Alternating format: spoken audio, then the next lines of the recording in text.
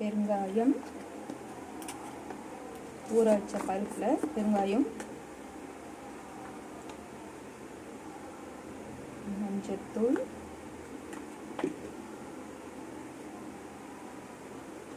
ரெண்டு பச்சை மிளகாய், பூண்டு, வெங்காயம், தக்காளி எல்லாத்தையும் போட்டு தேவையான அளவு பருப்பு வேகிறதுக்கு தேவையான அளவு தண்ணி ஊற்றி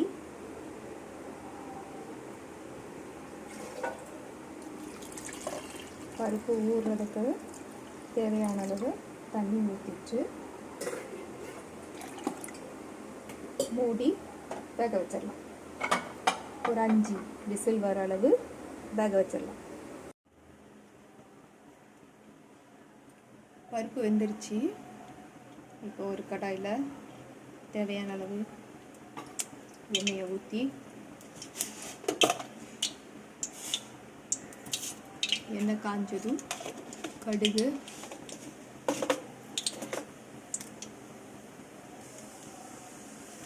வெந்தயம்,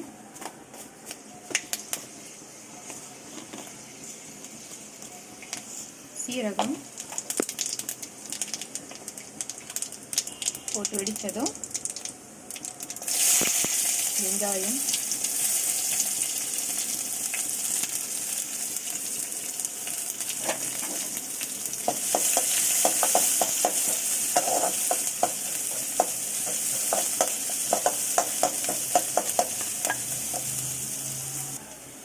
கருவேப்பிலை,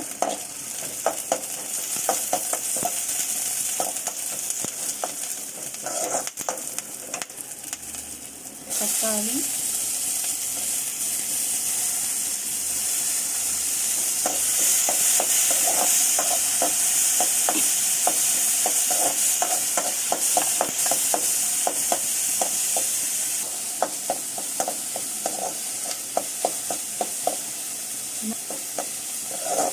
தக்காளி சுருளை வதங்கிருச்சு.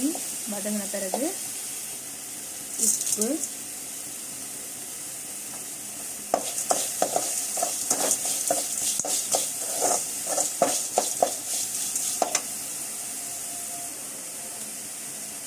மிளகாய்த்தூள்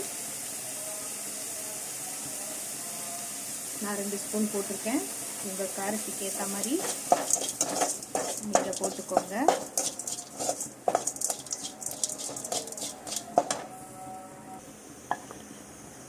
முருங்கைக்காய், அவரைக்காய்,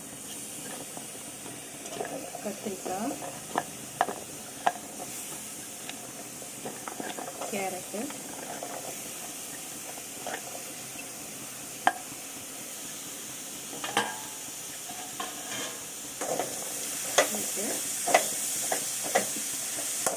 கிண்டிடுவோம்.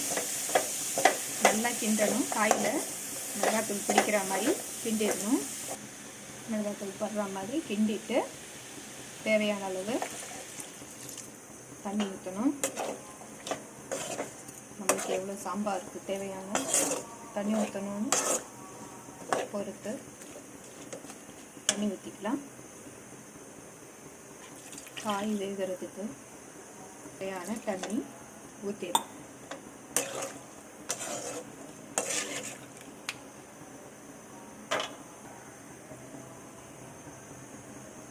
காய் வேகட்டும். காய் வேகிற அளவு நம்ம ஒரு மூடி போட்டு காய் வேகட்டும். நல்லா காய் வேகிறதுக்காக மூடி வச்சு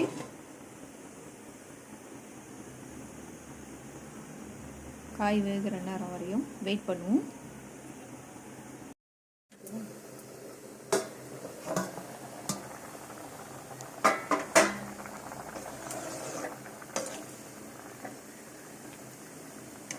எல்லா காயும் வெந்திருக்கான்னு பார்ப்போம்.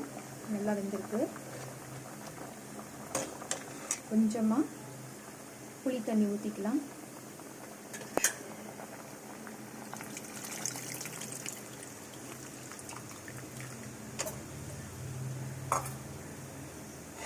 புளி தண்ணி ஊற்றி நல்லா அந்த பச்சை வாசனை போகிற அளவு ஒரு 2 நிமிஷம் வேகட்டும். ஒரு கொதி விடட்டும்.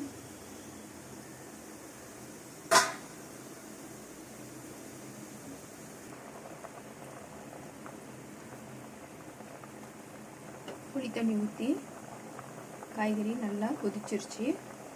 கொஞ்சமாக தான் புளி தண்ணி ஊற்றணும். இதில் இப்போது நம்ம வேக வச்ச பருப்பை எடுத்து சேர்த்துருவோம்.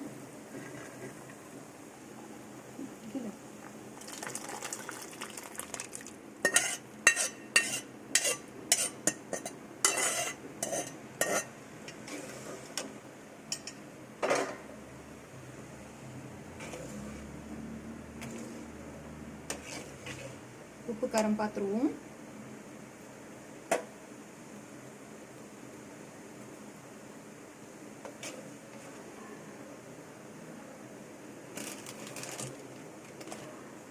கொஞ்சமாக உப்பு போட்டு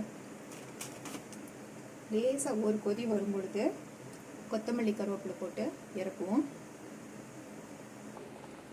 சாம்பார் நல்லா கொதிச்சிருச்சு.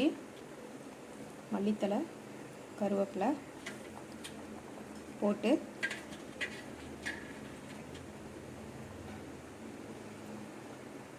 இறக்கிடுவோம். இதே மாதிரி செஞ்சு உங்கள் வீட்டில் சாப்பிட்டு கமெண்ட் பண்ணுங்கள். நன்றி.